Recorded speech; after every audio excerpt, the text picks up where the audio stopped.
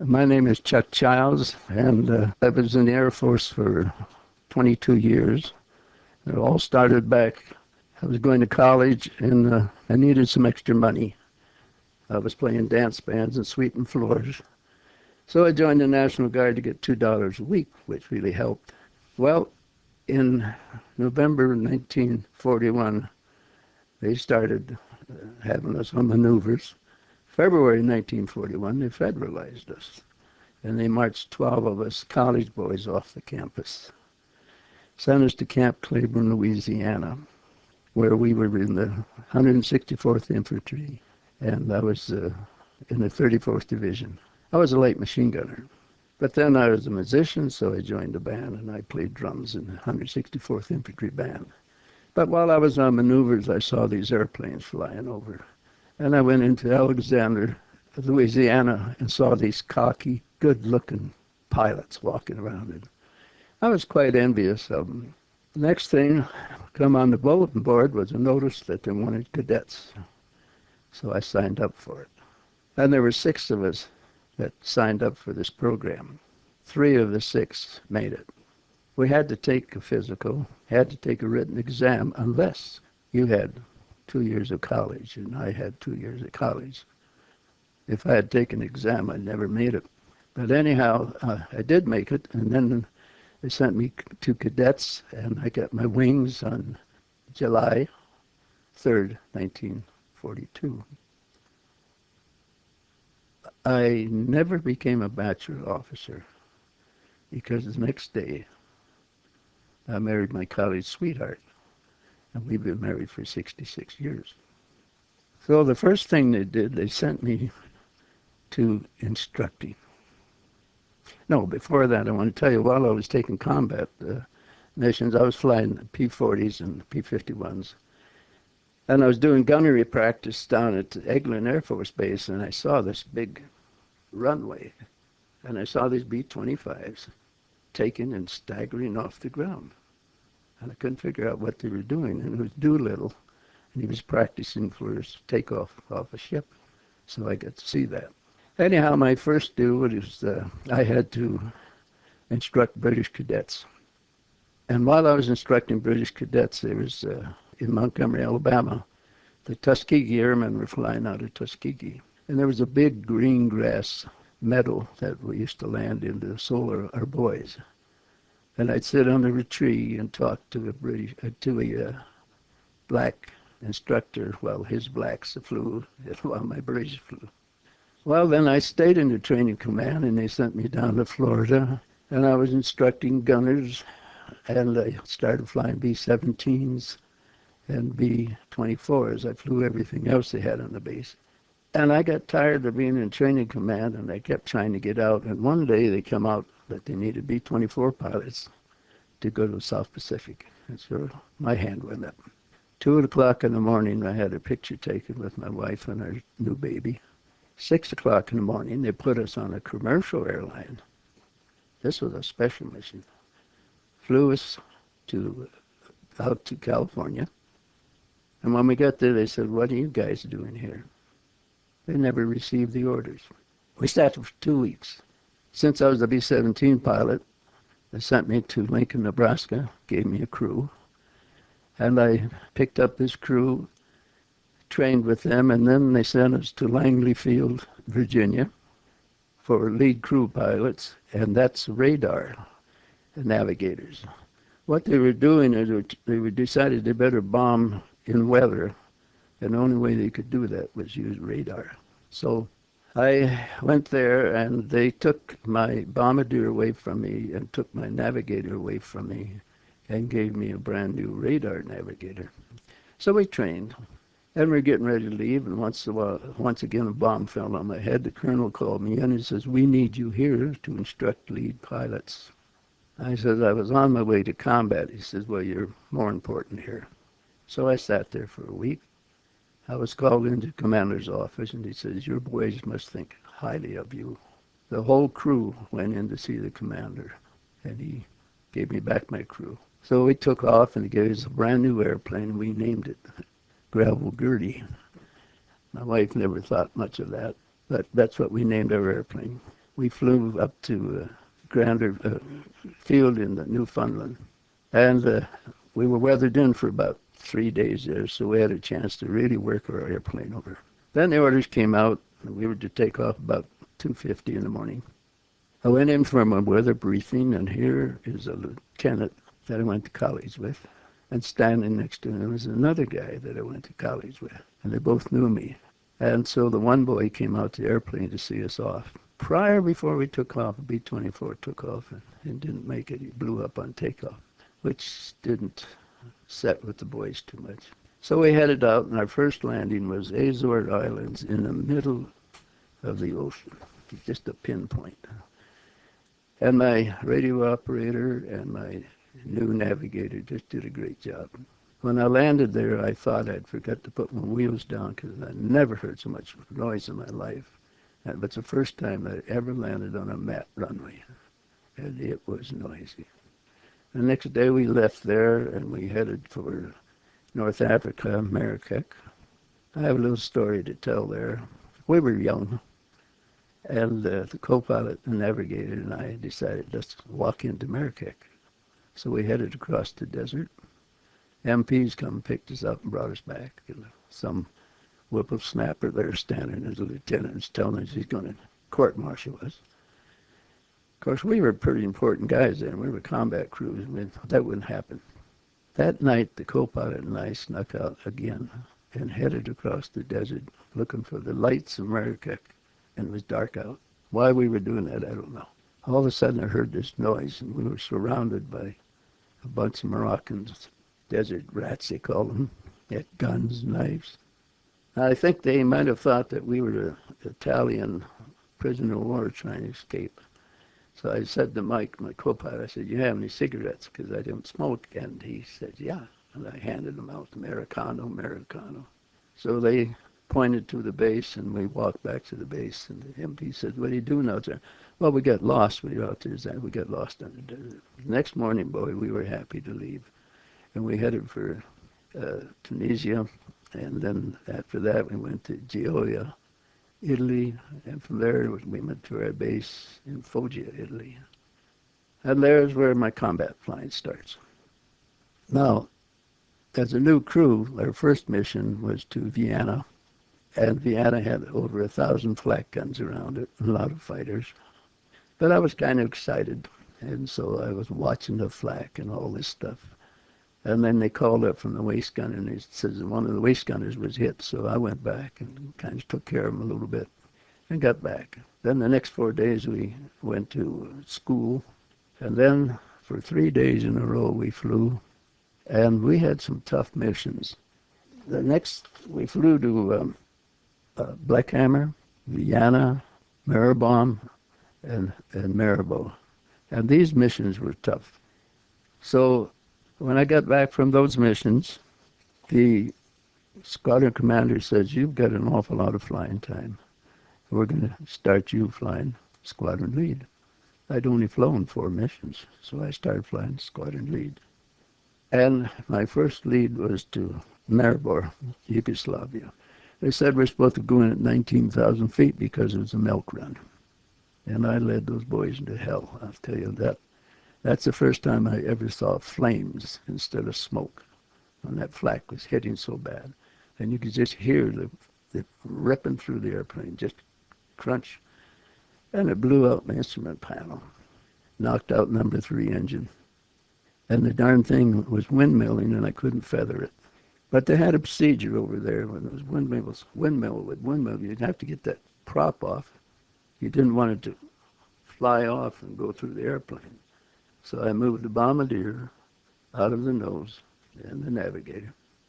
And I went up into a pitch, and I put the flaps down and pulled the throttles back, which kind of like a brake, and that prop went flying off somewhere in Yugoslavia.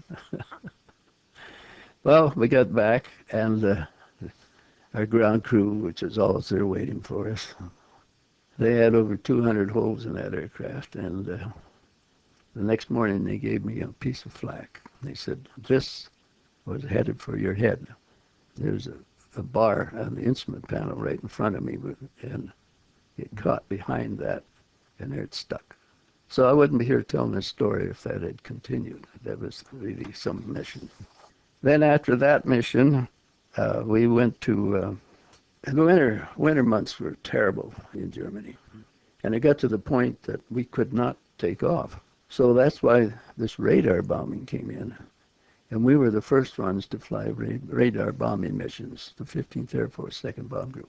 So they called me in, and they had one pilot from each squadron, and called us in and says, you're going to take off, and you're going to fly a lone wolf mission. So we would be briefed for this. We'd take off about 5 minutes apart. Each had our own heading and headed for a mission, which was Bleckenheimer. Well, it was about 2 o'clock in the morning. We're droning up there and getting up to altitude and in weather, flying instruments. And all of a sudden the radar man says, our radar's out. So I'm up over enemy territory, flying along, and I turned it around and come back on instruments and dropped their bombs in the Adriatic Sea because we couldn't land with them. I just got to bed, and I was just sound asleep, and somebody was shaking me, and it was a squadron commander. He said, you coward, you. I said, I'm not a coward. I said, the radar went out. Oh, that's a lot of baloney. I said, go ahead and check it. He did. He never apologized, but he did.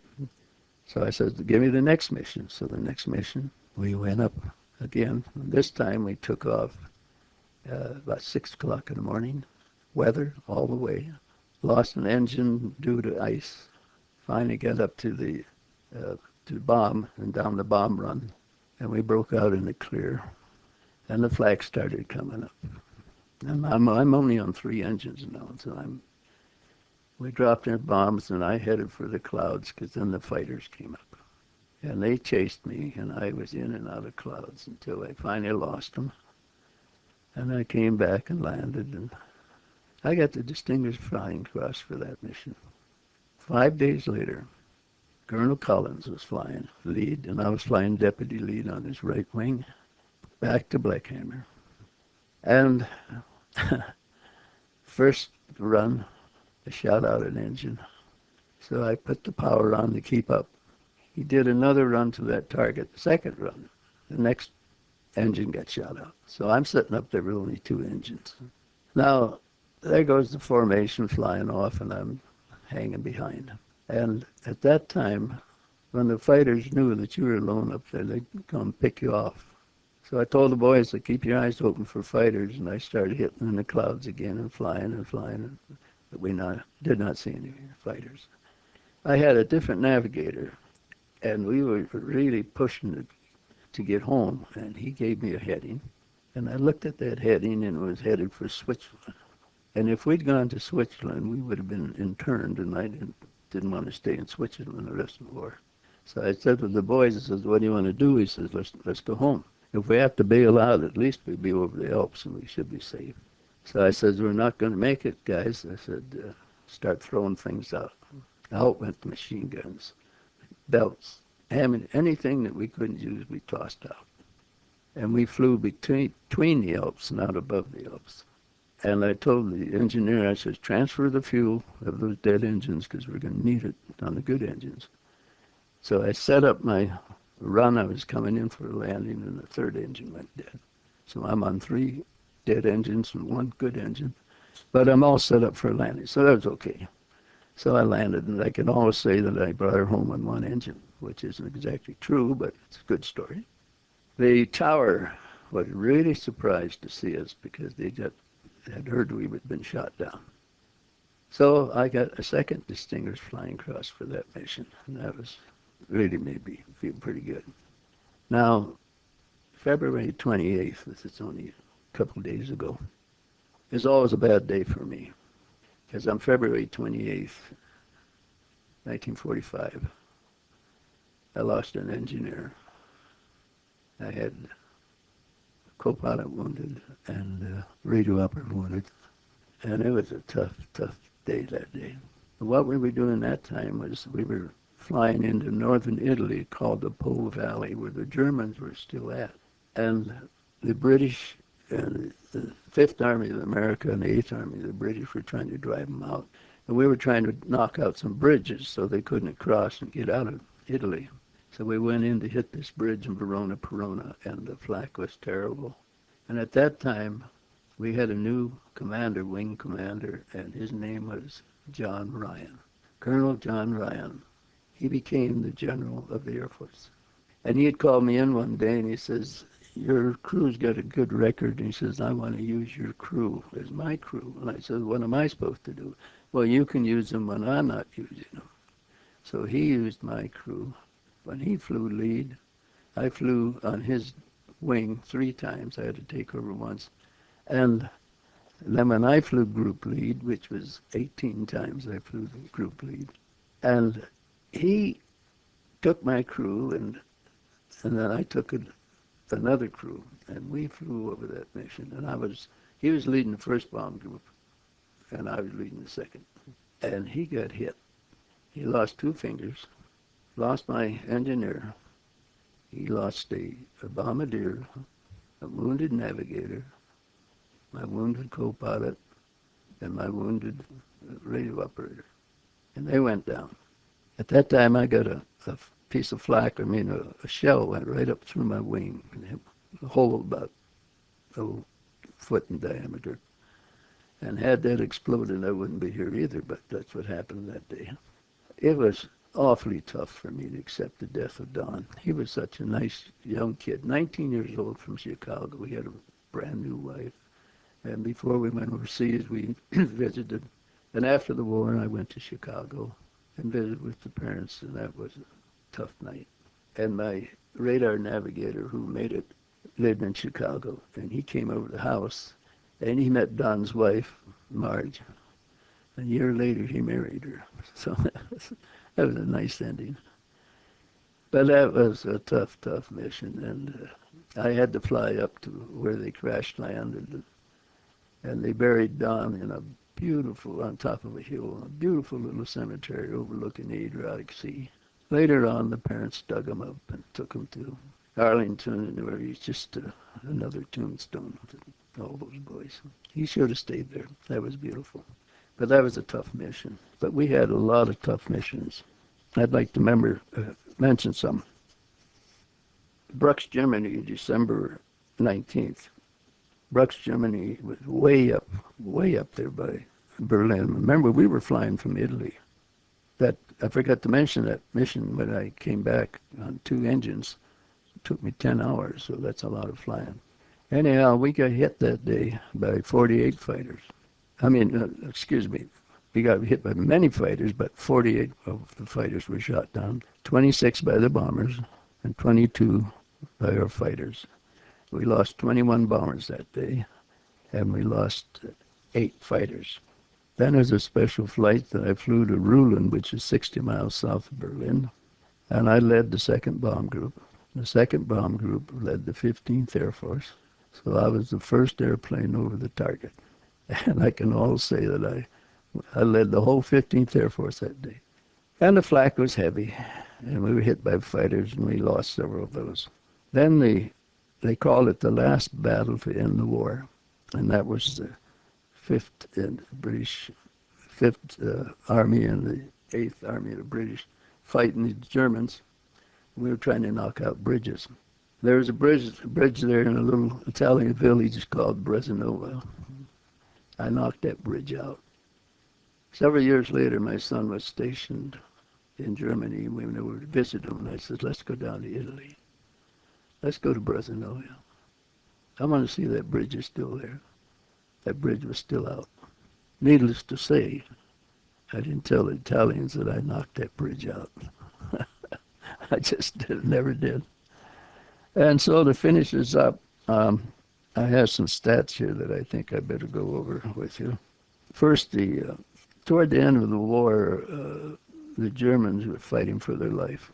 They were sending up flak. They could send up those 150s to 30,000 feet accurately. They had, around Vienna, they had 1,000 flak guns. So we saw a lot of flak, and we saw fighters, and they'd send up a lot of fighters. And it states in the Air Force states that Bleckhammer, Brux, Munich, and Vienna were some of the toughest missions that we could fly. I flew 37 recorded missions, and 13 were not recorded because of the turnarounds, because of bad weather, maintenance problem, engine going out. But I was over Germany and enemy territory, Czechoslovakia, Yugoslavia. I was over there 50 times over enemy territory. There are 4,750 B-17s shot down during the war. And that's 40% of the number that was built. There are 4,288 bomber crews that were killed. 18,804 were wounded. 321,436 were taken prisoner of war. 18,699 missing in action, and most of them are presumed dead. So that's the record of what the B-17s did in the World War II. And I can say I was one of the lucky ones to come back. And I came back, I was tired, but I was whole. And I always thank the man upstairs because I'm sure that he was looking after me.